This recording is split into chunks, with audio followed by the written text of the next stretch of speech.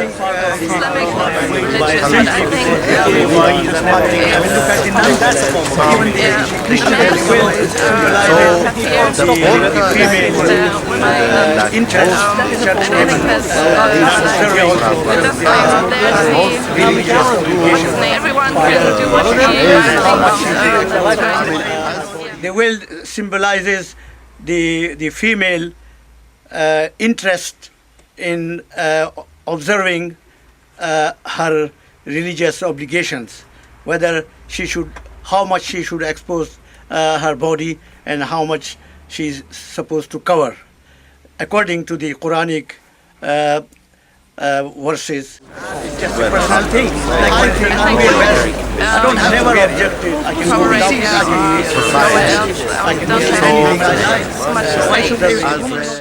It's someone's culture, innit? It's their religion. So really, that it doesn't affect me as such. I wear my clothes and they wear their clothes. The way I look at it. The veil. I mean, if we're gonna support democracy, they do what they like. I personally don't like it.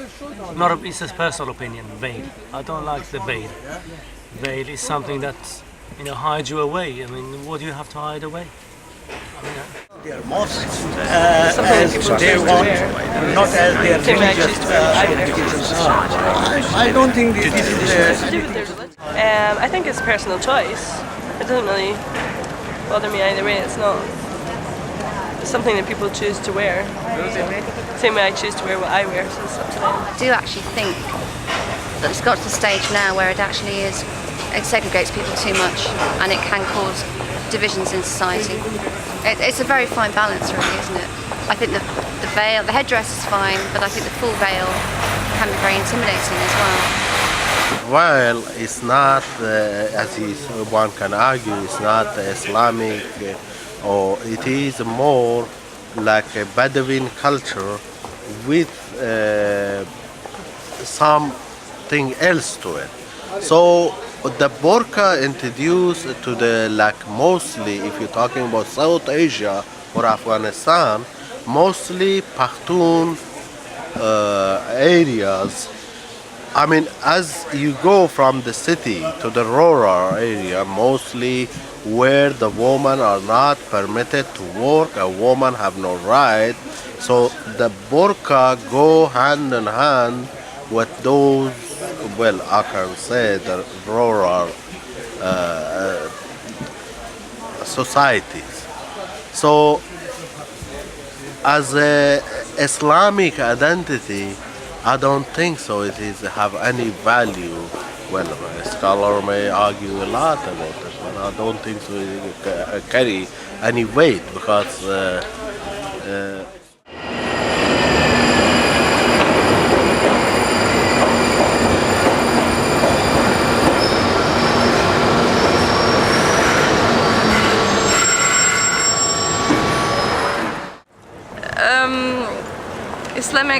Islamic, is it right? Yeah. People always say that it's religious, but I think the men have fear to lose their women, and I don't think that's. There's the what's the name of the Bible? The Quran. Yeah. I don't think that it's written in the Quran that women have to wear it.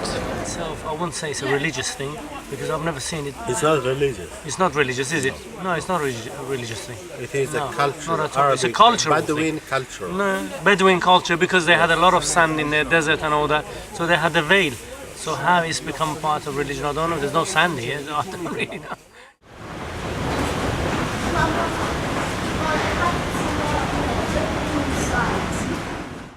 It's to do with their religion. So they're obviously doing it for religious reasons. We just want our fish and chip shops back. Sorry, I can't say anything. I think the West never objected to the Muslim women's observing the hijab before 9/11. All these things have become political, and all these things have become sort of Islamic phobia. I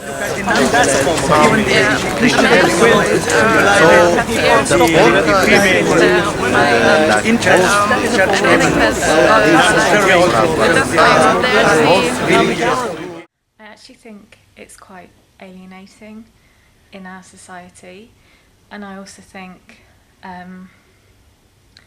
it doesn't necessarily represent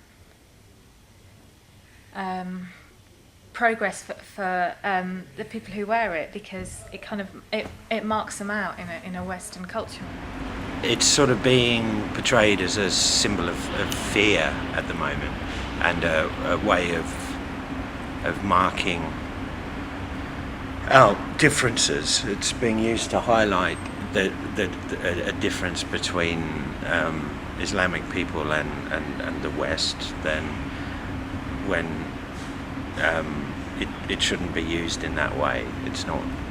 It is a visible, of course, it's a visible symbol of difference, but then so is reading the Quran on a train, or going to church on a Sunday, but not. These aren't being brought out. And the thing to do with fear, it's like, well, what are they hiding? What have they got to hide? And from sort of our sort of history of Western civilization, people with something to hide have always covered their face. In the modern take on that is hoodies. Gangs are used wearing hoodies, so their faces are obscured.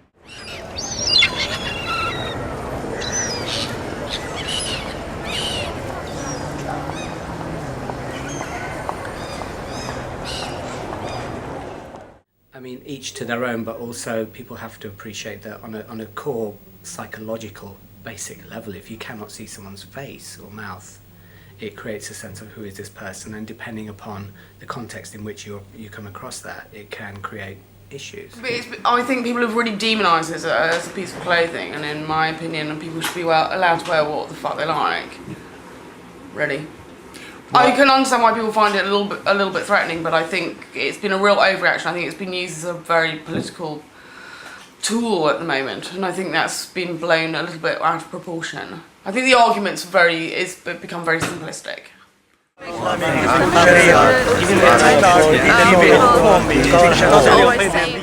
Yeah, I'm Muslim as well, but we live in this country. We should don't put it on well. Just walk like this. In the West, right, the female has been given so much liberty that they are almost walking around showing their tummies, showing even when they are pregnant. I mean, that looks terrible, because I came to this country almost 53 years ago, and even in this country the women were observing their way of dressing themselves, and now at the moment what I see, I just can't believe it, because the women have gone far from even male, shall we say, exposing themselves, because I think men are more covered than women in this country and in the West, and the same thing is happening even to the countries which are not in Europe, even in the Far East and in Asia and in the Middle East.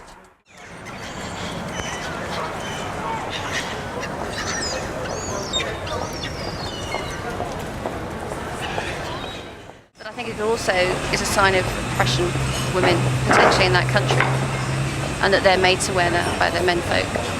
And it's indoctrinated in such a young age that that's what they're expected to do. If they really had freedom of choice, would they wear it? I'm not sure. No, I don't think I wouldn't wear the whole thing. Maybe if veils were fashionable, I'd wear a veil, but not the whole face cover thing. I wouldn't have thought, unless it was really cold. What would happen if suddenly all white men, were walking around the streets in balaclavas? How would women feel comfortable with that? And that's a very extreme, silly example, but visually and symbolically, certain visual things mean different things to different people, and everyone needs to be aware of that. So.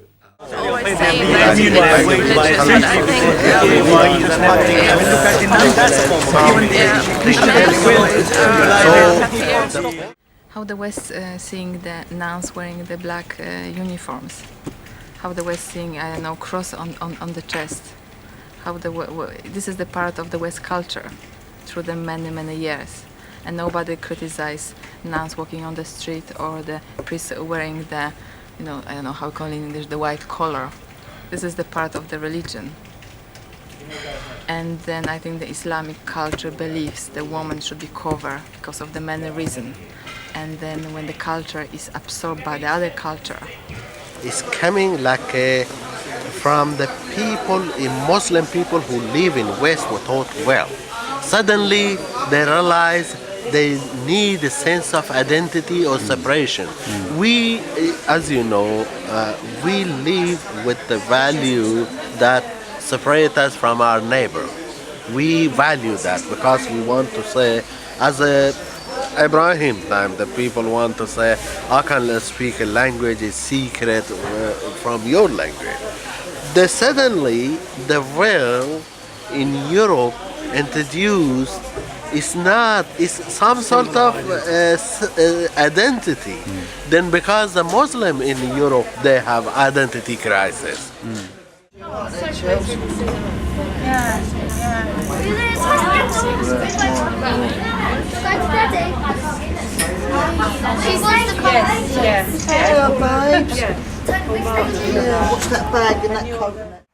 After this, shall we say, the Iranian, right, Khomeini's period, this thing is coming back to it, because now the whole world has become a small village, right? Everyone knows about every country, what's happening there, what sort of fashion is going on. Even the veil is coming back to Kuwait, coming back to even those women who are actresses, even the models of the children, the dolls, they are properly veiled and all that. So this is part of the new generation. And so I don't think West should have any objection to it, because this is a personal thing. I mean, even a husband wants his wife to have proper, veil and all that. But if they agree to it, then it becomes something personal. I think they're making it a barrier between the two cultures and civilizations, if you like. I think it's being turned into that. It's a very convenient symbol because you can't miss it. It's there, so it's in your face all the time. And even, as a quite tolerant sort of member of society, it does elicit strong emotions in me, seeing women veiled walking down the street.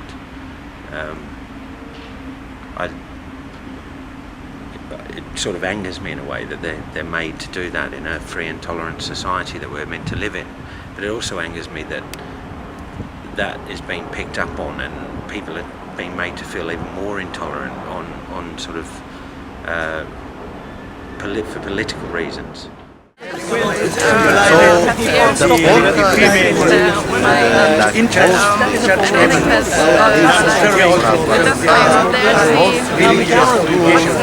can do what he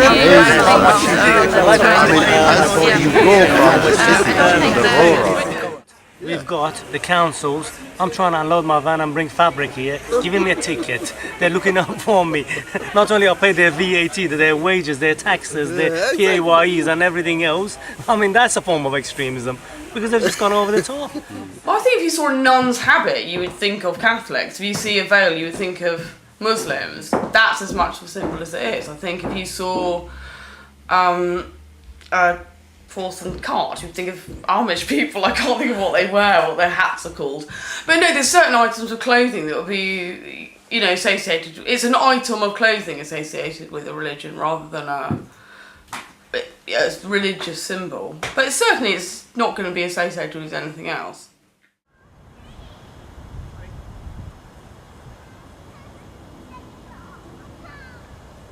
Extremism will be grown by those who are the purveyors of it. It's as simple as that. You can't say we got weapons of mass destruction and then you don't have it and you don't find it. So what does it create? It creates extremism on that side. This is a culture that was 12,000 years, Babylon. So all of a sudden they become wild and they don't know what they're doing, and we've got to go and find their weapons of mass destructions. No, I'm sorry. He was wrong to go to war. He knows he was wrong. He's got to live with his conscience. I'm sorry.